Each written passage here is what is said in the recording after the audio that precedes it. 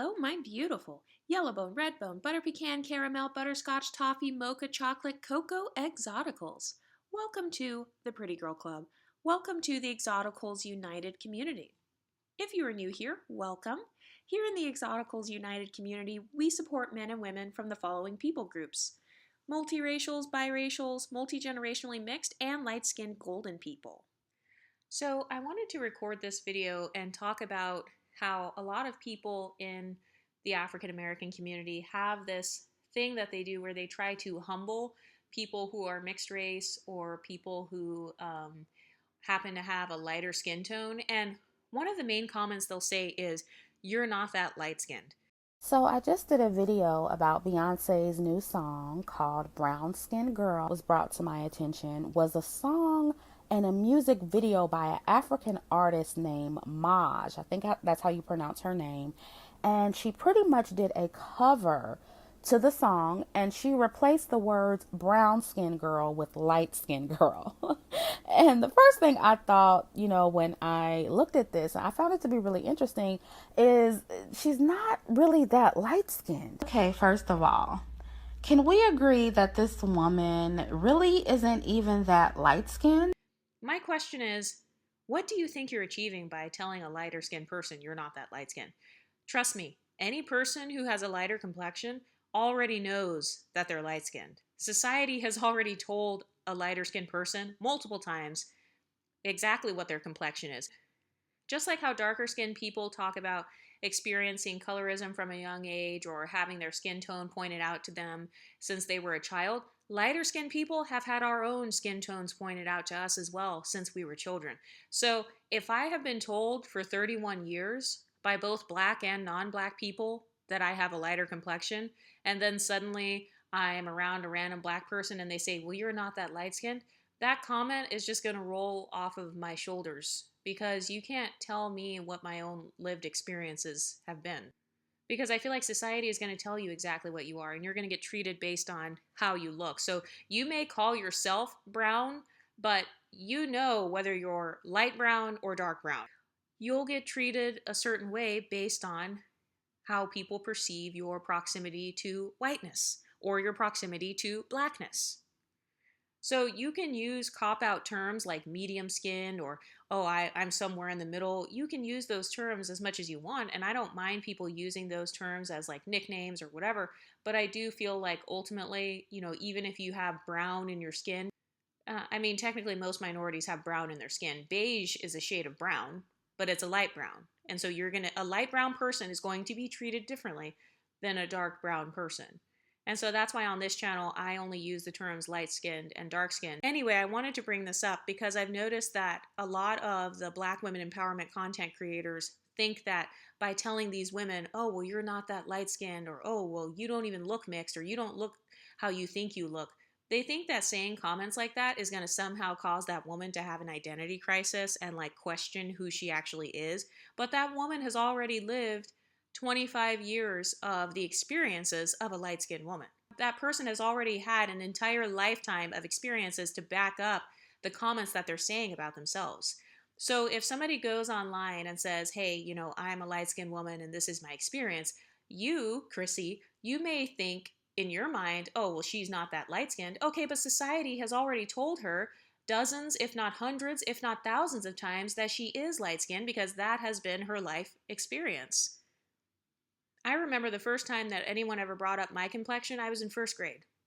And I was in an African American elementary school. And I had a dark skinned black male as my teacher. And he brought up my name and about 3 other girls in the class. He mentioned all of our names and he pointed all of us out as being the lightest girls in the class. We already know who we are, so you telling us like, "Oh, well, you're not even that light skinned," or, "You know what, you're brown, you're somewhere in the middle," or, "You're a darker skinned person," or, "You're not as light as you think you are," that's not going to erase all of the life experiences we've had. I remember another time someone brought up my complexion. She was a darker skinned, unambiguous black woman. She was also my teacher. This was at the same African American elementary school. It was a private school that I was attending at the time when I was like really young.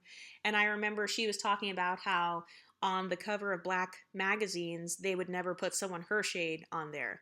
And she said that they would only put someone that was my complexion on that type of magazine. And she pointed me out in front of the whole class.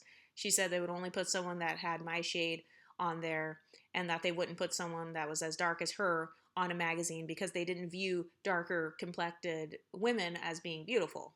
So that was the second time someone brought that up. I mean, I have plenty of other examples of people using terms like light skin to describe me, or and I'm sure that a lot of the women who watch this channel have plenty of examples of people calling them light skinned, or people accusing them of being colorist, or people assigning stereotypes to them that are often assigned to lighter skinned people.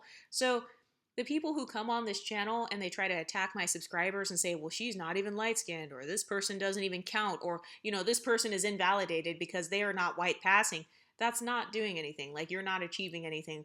Our lived experiences are proof of what we're saying. So, nice try. Anyway, question for all of my exoticals. When did your skin tone get brought up in your family? Was it brought up by your mother, your father? Did people bring it up in school?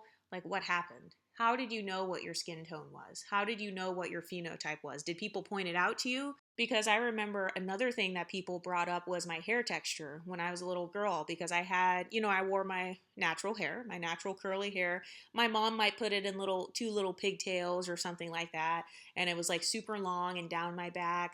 And I remember the teachers or other people would always bring up my hair texture and the length of my hair. And sometimes people would even ask, like, oh, did your mom put weave in your hair? Or did she try to blend in some extensions into your hair and then like put little barrettes on it?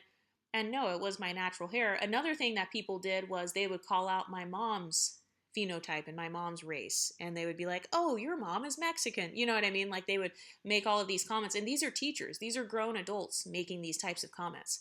So a lot of us exoticals, we grew up from childhood having people making these comments about us and about our parents, or maybe about our siblings. I remember a lot of the little girls also had a crush on my brother.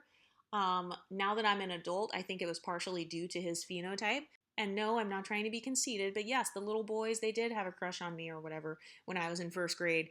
And I do think that part of that might have had to do with my phenotype standing out in comparison to a lot of the other people who were monoracial. And that's not something that I could control. And I think that's the case for a lot of us MLS men and women. We can't control the way that we were born. And just because we choose to embrace our phenotypes, it doesn't mean that we think we're better than others or we look down on monoracial people. No, we have monoracial family members. We came from mothers who are monoracial or fathers who are monoracial. So this is not a racist, colorist type of channel. I support people of every single shade on this channel. And a lot of the people who are on this channel are monoracial. And when I say monoracial, I mean you are like 80 to 90% African. I do have women on this channel who are majority African, and they happen to have a lighter complexion. So just because you embrace who you are, or you point out the differences in your phenotype versus someone else's, it doesn't mean that you're being conceited. Anyway, let me know what you think in the comment section, and I'll talk to you next time.